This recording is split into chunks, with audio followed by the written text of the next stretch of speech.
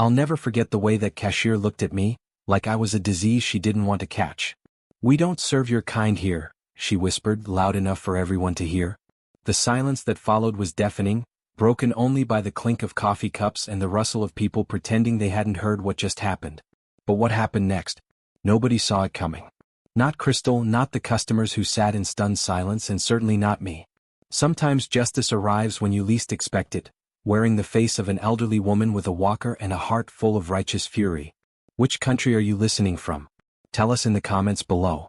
My name is Maya, and I thought I had found my slice of the American dream in Cedar Heights, a small town nestled in the foothills of Colorado where I'd moved to start my veterinary practice.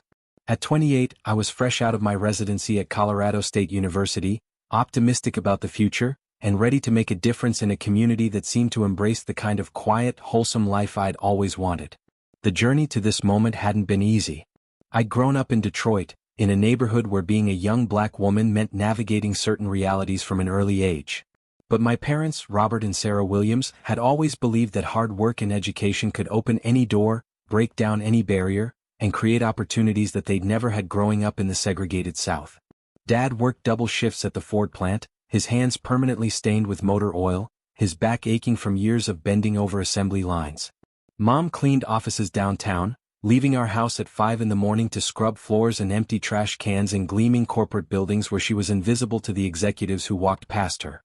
Their dream was beautifully simple, that their daughter would have opportunities they never had, that she would work with her mind instead of just her hands, and that she would be respected for her knowledge and skill rather than judged by the color of her skin.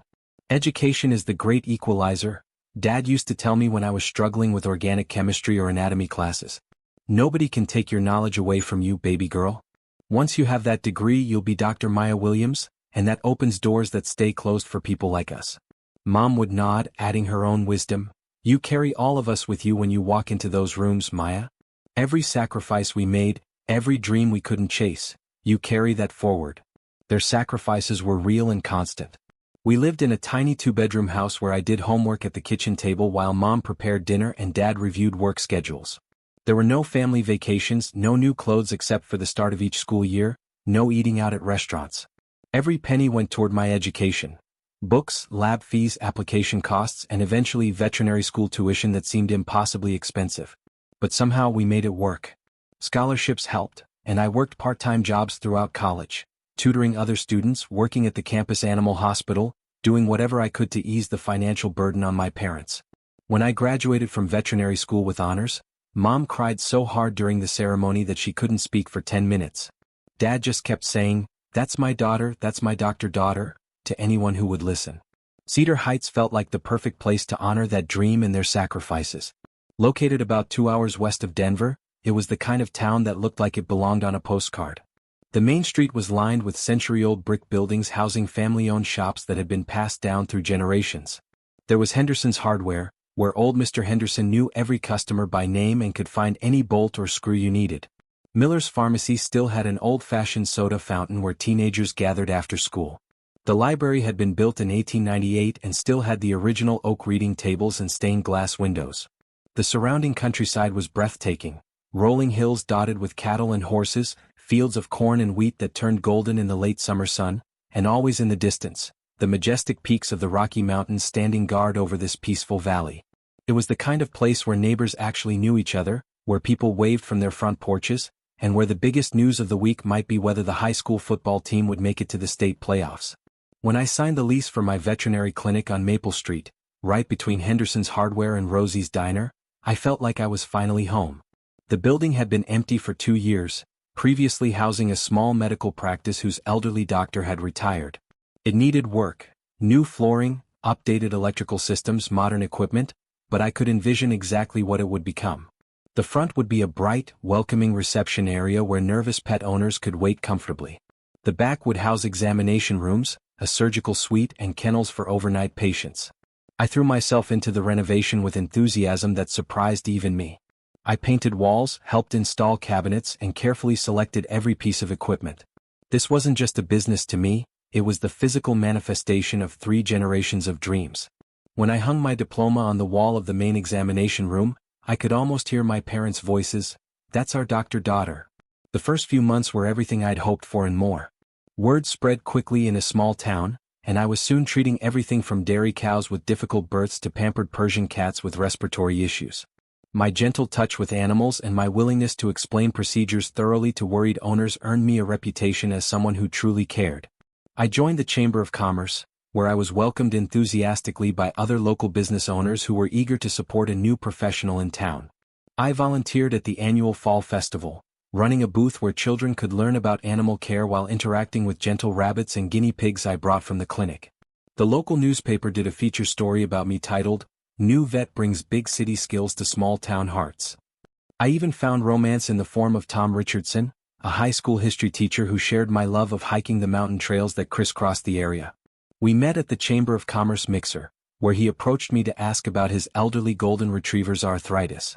Our first conversation lasted 2 hours, covering everything from animal medicine to his passion for teaching students about the civil rights movement. He was kind, intelligent, and genuinely interested in making the world a better place through education. Tom was also white, which initially made me cautious. I'd dated across racial lines before, but never in such a small, predominantly white community. However, his ease with discussing race and inequality, his knowledge of history, and his obvious respect for my achievements put me at ease. He never claimed to be colorblind, a phrase that always made me uncomfortable, but instead acknowledged that he was still learning about experiences he'd never had to navigate. Life was good. Life was exactly what I'd worked so hard to achieve. My parents visited for Christmas, and I'll never forget the expression on Dad's face when he saw my name painted on the clinic window. Dr. Maya Williams, Doctor of Veterinary Medicine. He stood there for 5 minutes, just staring, tears streaming down his weathered cheeks.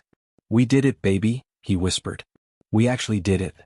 But America has a way of reminding you that some dreams come with conditions you never signed up for, that some barriers aren't broken by degrees and hard work alone.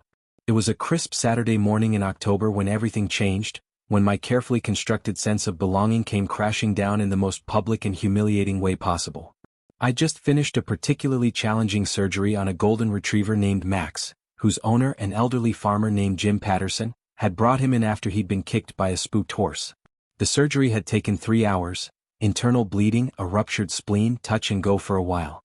But Max was stable now, recovering from anesthesia, and his prognosis was excellent.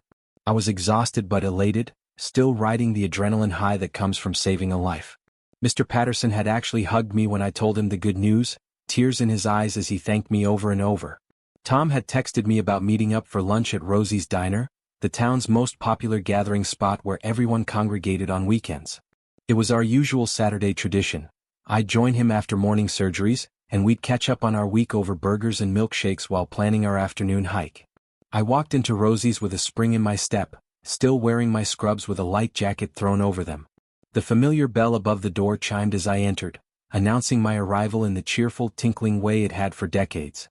I immediately noticed the usual Saturday crowd, the Martinez family celebrating their daughter Sophia's acceptance to nursing school, the elderly Peterson couple sharing a piece of apple pie and reading the newspaper together, a group of teenagers crowded into a corner booth laughing over shared French fries and inside jokes.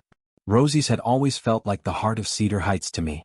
The walls were covered with decades of photographs, high school graduation pictures, wedding announcements, little league team photos, military send-offs and homecomings. The red vinyl booths were worn smooth by countless conversations, first dates, family celebrations and community meetings. It was the kind of place where you might overhear someone planning a church fundraiser at one table and teenagers debating prom dates at another. But something felt different as I approached the counter. The conversation seemed to quiet, not completely but noticeably, like the volume had been turned down. I felt eyes following me, a sensation I'd become familiar with as one of the few black residents in town, but this felt more intense, more deliberate. Maybe it was my imagination, I told myself. Maybe I was just tired from the long surgery, maybe the adrenaline crash was making me paranoid.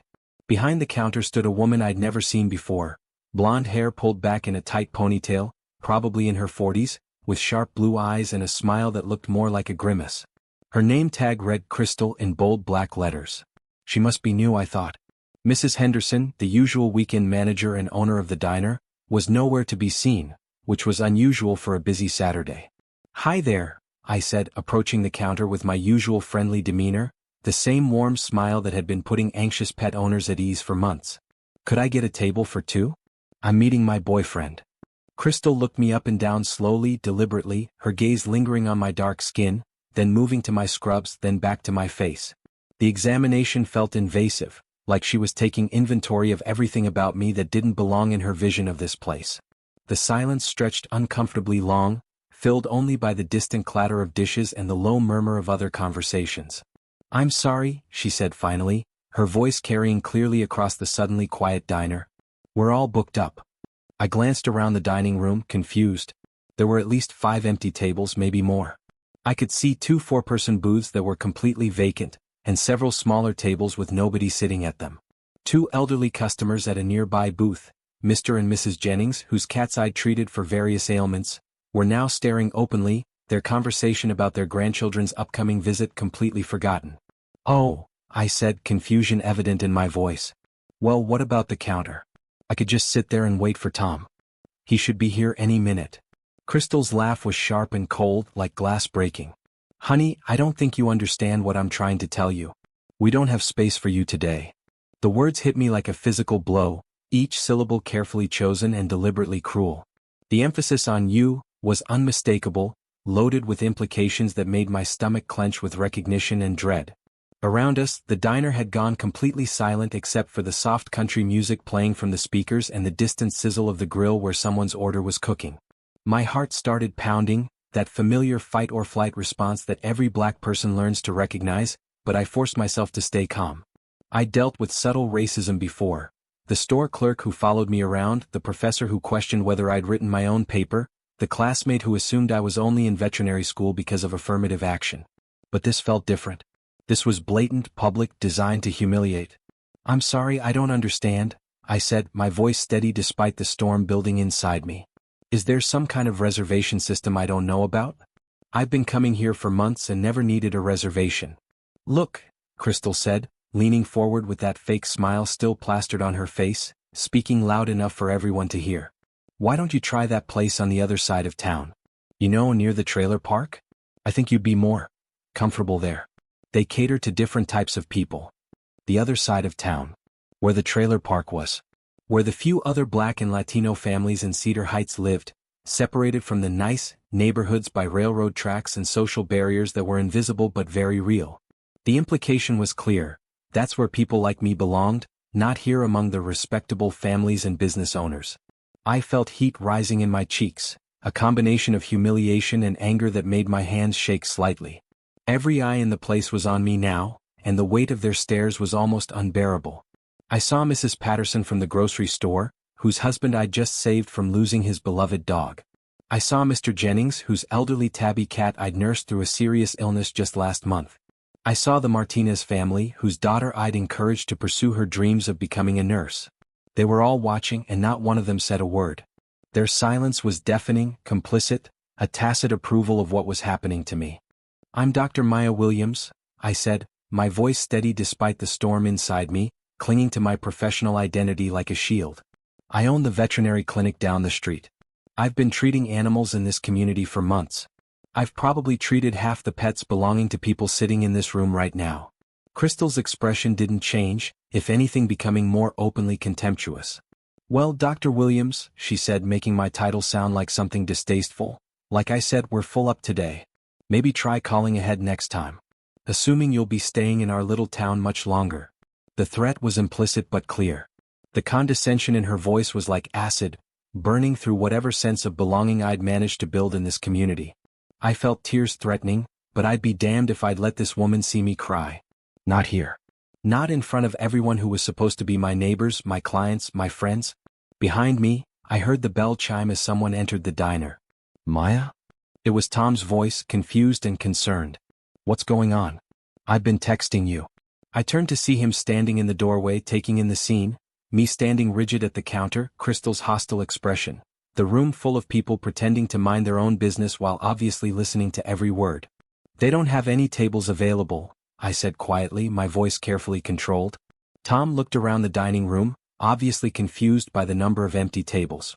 "But there's—" "Let's just go," I interrupted, not wanting to make this any worse than it already was. "We can eat somewhere else." As we walked toward the door, I heard Crystal's voice behind us, pitched just loud enough to carry, "Some people just don't know when they're not wanted." The walk to Tom's truck felt like the longest journey of my life. Every step echoed with the silence of those people. My neighbors, my clients, people I thought knew me, who had watched it happen and said nothing. I left Rosie's that day with my dignity intact but my heart shattered. The drive home with Tom was awkward and painful, filled with his well-meaning but inadequate attempts to comfort me and my own struggle to process what had just happened. "Maya, I'm so sorry," he said as we sat in his truck outside my clinic. "I can't believe Crystal would do something like that. She's always been a little rough around the edges, but this—" "You know her?" I asked, surprised. "She's David Henderson's wife. Mrs. Henderson's daughter-in-law. She's been working at the diner off and on for a few years, whenever they need extra help." He ran his hands through his hair, a gesture I'd come to recognize when he was frustrated. "I know that doesn't excuse anything, but maybe—" "Maybe what?" I turned to face him fully. "Maybe I misunderstood? Maybe she was just having a bad day? Maybe there's some innocent explanation for why she told me to go to the other side of town where people like me belong." Tom was quiet for a long moment. "No," he said finally. "There's no excuse for what she did. I'm just trying to understand how something like this could happen here. I thought Cedar Heights was better than this." That was the problem, I realized. Tom, like many well-meaning white people, had believed that racism was something that happened somewhere else, to other people, in obviously bad places with obviously bad people. The idea that it could exist in his beloved small town, perpetrated by someone he knew, challenged his fundamental understanding of his community. Over the next few days, that phone call I'd been expecting came. Tom called 20 minutes after I got home, wondering how I was doing. When I told him I was still processing what had happened, there was a pause that lasted too long. "I talked to David Henderson," he said finally. "He feels terrible about what happened. Crystal's been through a lot lately. Her ex-husband left her with a lot of debt, and she's been working extra shifts to make ends meet. He thinks maybe she was just stressed and—" "Are you seriously making excuses for her right now?" I couldn't believe what I was hearing. "No, Maya, that's not what I'm doing. I just think maybe there's more to the story, and if we could all sit down and talk." I hung up. That phone call hurt more than the incident at Rosie's in some ways. Crystal was a stranger who had revealed her prejudices in an ugly, public way. But Tom was supposed to be my partner, someone who understood me, someone who would stand with me without qualification when I faced discrimination. Instead, he was looking for ways to explain it away, to find complexity where there was only simple hatred. Over the next few weeks, I noticed changes, subtle at first, then increasingly obvious. Appointments at my clinic started getting canceled. Mrs. Patterson, who usually came in every Tuesday for her arthritic dog's medication, suddenly started driving 20 minutes to the next town over. The Jennings family, whose 3 cats I'd been treating, called to transfer their records to another veterinary practice. When I walked down Main Street, the warm nods and smiles I'd grown accustomed to turned into averted gazes and hurried steps in the opposite direction. People I'd considered friends suddenly became very busy whenever I approached. Conversations stopped when I entered the post office or the grocery store, replaced by uncomfortable silence and the sound of feet shuffling on linoleum floors. It was like I'd become invisible, or worse, visible in all the wrong ways. I was no longer Dr. Maya Williams, the dedicated veterinarian who'd saved their pets. I was the black woman who'd caused trouble at Rosie's, who'd played the race card, who'd disrupted the comfortable fiction that Cedar Heights was a place where such things didn't happen. The isolation was suffocating. I'd moved to this town to be part of a community, to build relationships, to create a life where I belonged. Instead, I found myself increasingly alone, questioning every interaction, wondering who else saw me as an unwelcome outsider. My parents called every Sunday as they always had, and I found myself lying about how things were going. How could I tell them that their daughter, the one they'd sacrificed everything for, was being systematically excluded from the community she'd chosen as home? How could I admit that all their dreams and all my achievements couldn't protect me from something as simple and cruel as racial prejudice? The breaking point came 3 weeks later when I overheard a conversation at the post office that made everything crystal clear. I was standing in line behind Mr. Jennings and another man I didn't recognize, waiting to mail some invoices to supply companies. "I heard she's been causing trouble around town," the stranger was saying, obviously referring to me. "Making a big fuss about nothing at Rosie's, claiming discrimination. You know how they are, always looking for something to complain about, always playing the race card when they don't get their way." "Shame, really?" Mr. Jennings replied, shaking his head. "She seemed nice enough when she was treating our cats, but you can never tell with these people. Give them an inch and they'll take a mile. Maybe it's time for her to find somewhere more suitable. Somewhere she'd fit in better." I stood there, frozen, listening to these men discuss my future in my own town like I was some kind of problem that needed to be solved, like I was a disease that needed to be quarantined. When Mr. Jennings turned around and saw me standing there, his face went pale, but he didn't apologize. He didn't try to explain or take back his words. He just looked away and stepped up to the counter when his turn came, leaving me standing there with the weight of his casual cruelty. That night, I sat in my apartment above the clinic, surrounded by thank you cards from grateful pet owners and photos of successful surgeries, staring at an acceptance letter I'd received from a veterinary practice in Denver. They'd offered me a position months ago, which I'd turned down because I was so happy in Cedar Heights. Now, that letter felt like a lifeline, an escape from a situation that was becoming unbearable. But something inside me rebelled against the idea of running. My parents hadn't raised me to back down from a fight, especially not when I hadn't done anything wrong. If I left now, I'd be proving Crystal and everyone like her right, that I didn't belong here, that I should know my place and stay in it, that one woman's prejudice was enough to drive me out of an entire community. More importantly, if I left, what would happen to the next person of color who tried to make a life in Cedar Heights? Would they face the same treatment? Would the message be that discrimination was acceptable as long as it was subtle enough, persistent enough, effective enough? No, I wasn't going anywhere. Not yet. The plan came to me on a rainy Thursday night as I was going through old client files, trying to decide which animals I could still ethically treat given the obvious hostility from their owners. I'd been documenting every incident since the confrontation at Rosie's, every canceled appointment, every cold shoulder, every whispered conversation that stopped when I entered a room. I was building a case that I wasn't sure I'd ever have the courage to make, collecting evidence of a pattern of discrimination that was destroying my practice and my life in this community. But sitting there in my quiet clinic, surrounded by pictures of the animals I'd saved and the thank you cards from grateful families, I realized I had more power than I thought. I wasn't just a victim of discrimination, I was a professional with resources, connections, and a story that needed to be told. I picked up my phone and called my college roommate, Jessica Martinez, who now worked as an investigative journalist for the Denver Post. Jessica and I had stayed close since graduation, bonding over our shared experiences as women of color in predominantly white professional environments. She'd covered several high-profile discrimination cases and had a reputation for thorough, fair reporting that gave voice to people who might otherwise be ignored. "Jess," I said when she answered on the second ring, "I need your help with something. How would you like to write a story about discrimination in small-town America?" I told her everything. The incident at Rosie's, the subsequent isolation, the whispered conversations, the declining business. Jessica listened without interruption, occasionally asking clarifying questions that demonstrated both her personal concern for me and her professional interest in the story.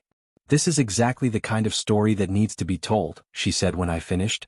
"Too many people think discrimination is a thing of the past, or that it only happens in obvious ways. They need to understand how subtle it can be, how effective, how it can destroy someone's life while leaving the perpetrators with plausible deniability." Over the next week, Jessica came to Cedar Heights to investigate. She was everything I wasn't in this context. Latina but with features that often led people to assume she was white, bubbly and outgoing, with the kind of effortless charm that made people want to talk to her. She posed as a freelance writer doing a piece on small-town businesses surviving in the modern economy, and within days she had gathered more information than I could have imagined. Jessica had a gift for getting people to open up. She'd sit in Rosie's for hours, striking up conversations with local residents over coffee and pie, asking innocent questions about the town's history, its changes, its challenges. People told her things they never would have said to a more obvious outsider, revealing attitudes and beliefs they thought were safely hidden. It turned out that Crystal wasn't just an employee at Rosie's, she was the assistant manager, and she'd been hired by David Henderson, Mrs. Henderson's son, who had taken over day-to-day operations while his mother recovered from hip surgery. Jessica discovered that Crystal had a history of complaints from her previous job at a restaurant chain in Denver, including allegations of discriminatory behavior toward both employees and customers that had been quietly settled out of court. More importantly, Jessica learned that Crystal's treatment of me wasn't an isolated incident. She'd been making comments about the town's changing demographics for months, expressing frustration about certain people who were moving to Cedar Heights and not knowing their place. Several longtime residents mentioned these conversations to Jessica, some with approval, others with discomfort they'd never voiced publicly. But the real revelation came when Jessica showed up at Rosie's on a busy Saturday afternoon with a small hidden camera, claiming to be shooting B-roll footage for her article about small-town businesses. She ordered coffee and struck up a conversation with Crystal, who was more than happy to chat with the friendly journalist who seemed so interested in hearing about the real Cedar Heights. "You know," Crystal said, leaning conspiratorially across the counter after Jessica had been there for an hour, building rapport, "this used to be such a nice, quiet town before certain people started thinking they could just move in and demand special treatment. We had one of them in here a few weeks ago making a scene, trying to force us to serve her when we were clearly busy with regular customers." "Really?" Jessica asked, feigning sympathetic interest. "That must have been frustrating. What happened?" "Well, I told her we were full, which we were, you understand, completely booked with people who actually belong here, and she started going on about being a doctor and having some kind of right to be served. Like being educated makes you better than everyone else, like we're supposed to bow down just because she went to college." Crystal's voice dripped with disdain and resentment. "These people think they can just wave their degrees around and get whatever they want like the rules don't apply to them." "What do you mean by, these people?" Jessica asked innocently, giving Crystal plenty of rope. Crystal glanced around, making sure no other customers were listening, then leaned closer. "You know exactly what I mean. People who don't understand that some places have standards, have traditions. They move to places like this and expect us to just roll over and welcome them with open arms, change everything to make them comfortable. Well, some of us remember when this town had real standards, when people knew their place and stayed in it." "It sounds like you really care about preserving the town's character," Jessica prompted. "Exactly. This place has been home to the same families for generations. We have a way of doing things, a culture that's worked for decades. And then these outsiders come in and want to change everything, make everything about race and discrimination when really it's just about maintaining standards and traditions." The entire conversation was captured in crystal clear audio and video, Crystal's casual racism and sense of entitlement preserved forever in digital format. But Jessica wasn't done. She spent the next few days talking to other business owners, longtime residents, teachers, clergy members, anyone who would speak to her about the town's changing demographics and social dynamics. What she found was a community divided, not just by race but by values, with people like Crystal representing a vocal minority that felt threatened by change but had significant influence over the town's social climate. She discovered that several other minority families had left Cedar Heights over the past few years, citing various reasons but often mentioning a sense that they weren't truly welcome. She found patterns of subtle discrimination in hiring practices, social exclusion, and business relationships that painted a picture of a community struggling with its identity in a changing world. She also discovered something else, something that would prove crucial. Mrs. Henderson, the actual owner of Rosie's Diner and the matriarch of one of Cedar Heights' founding families, had no idea what was happening in her absence. She'd been recovering from hip surgery for 3 months, leaving the daily operations to her son David, who had delegated much of the customer-facing work to Crystal. Mrs. Henderson, it turned out, had a very different vision of what her diner should represent. The day Jessica's article was set to be published online and run in the Sunday edition of the Denver Post, I decided it was time to return to Rosie's. I'd avoided the place for weeks, but I wasn't going to let fear keep me away anymore. Jessica had given me a copy of the hidden camera footage, and I had it ready on my phone, along with a detailed timeline of everything that had happened since that first encounter with Crystal. I chose a Friday afternoon, when the diner would be busy with the after-work crowd and families coming in for early dinner. I wanted witnesses, not for confrontation but for resolution. I'd learned that sunlight was the best disinfectant for attitudes like Crystal's, and I was ready to let in as much light as possible. I walked in wearing one of my best dresses instead of scrubs, a professional but approachable navy blue outfit that made me look like exactly what I was, a successful, educated woman who belonged in any establishment in America. The same bell chimed overhead and once again conversation seemed to pause as I entered. But this time I wasn't the uncertain, hurt woman who'd left weeks earlier. This time I was Dr. Maya Williams, armed with truth and ready to demand the respect I'd always deserved. Crystal was behind the counter, and her face immediately darkened when she saw me. The fake smile was gone, replaced by open hostility and annoyance that I dared to return. "I thought I made it clear that we don't have room for troublemakers here," she said loudly enough for the entire dining room to hear. "That you were full?" I interrupted, gesturing to the dining room that was busy but clearly had several available tables. "Funny how that keeps happening when I come in, isn't it?" This time I wasn't backing down. I walked right up to the counter and placed my phone on the surface between us, the video queued up and ready to play. Several customers had turned to watch now, including some familiar faces who'd witnessed the original incident. "I think you should see this," I said calmly. Crystal glanced at the phone, then back at my face, confusion mixing with suspicion. I don't know what game you're trying to play here. It's not a game. I pressed play. Her own voice filled the space around us, clear and unmistakable. These people think they can just wave their degrees around and get whatever they want.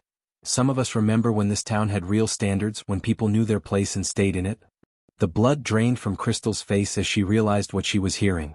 Around us, other customers had started to notice, some pulling out their own phones to record, others simply staring in shock at hearing such blatant racism expressed so casually. You recorded me? She whispered, her voice shaking with anger and fear. A journalist recorded you, I corrected. While you were explaining your views on who belongs in this community and who doesn't. Interesting perspective, especially for someone who represents a business that claims to serve everyone. You can't use that. That was a private conversation. You were working behind the counter of a public business, speaking to a customer. There's nothing private about it. I looked around the dining room, making eye contact with people I recognized. Just like there was nothing private about the way you treated me in front of all these people weeks ago. Crystal looked desperately around the room as if searching for support, but found only uncomfortable stares and shaking heads. Even people who might have privately agreed with her views were clearly disturbed by hearing them expressed so bluntly, so cruelly. This is harassment, she said, her voice rising. I'm calling the police. Go ahead, I replied calmly. I'm sure they'd be very interested in this recording, especially considering that discriminating against customers based on race is illegal in Colorado. Before Crystal could respond, the bell above the door chimed again, and I heard a voice I recognized but had never heard sound so angry. Crystal Marie Henderson, what in the hell is going on here? I turned to see Mrs. Henderson herself, moving faster than I would have expected for someone recovering from hip surgery. She was using a walker, but there was nothing frail about the fury in her weathered face. Behind her was David Henderson, her son, looking mortified and confused. Mrs. Henderson, Crystal started, her voice suddenly small and uncertain. I was just dealing with someone who's been causing trouble. Trouble? Mrs. Henderson reached the counter, her aged hands gripping her walker so tightly her knuckles were white. The only trouble I see is you standing behind my counter representing my business while treating customers like garbage. She turned to me and I saw tears in her blue eyes. Dr. Williams, I'm so deeply sorry. I had no idea what was happening here while I was laid up. Mrs. Henderson, Crystal tried again. Crystal is my daughter-in-law, Mrs. Henderson explained to me, her voice carrying to every corner of the now silent diner. And apparently she's been using my absence to turn my life's work into a platform for her personal prejudices. She looked back at Crystal with disgust. You're fired. Clean out your locker and get out of my diner. You can't fire me, Crystal protested. David hired me and I've been working here for. David works for me and this is still my business, Mrs. Henderson said firmly. I built this place to serve everyone, and I won't have it turned into a monument to hatred. Get out before I call the police myself.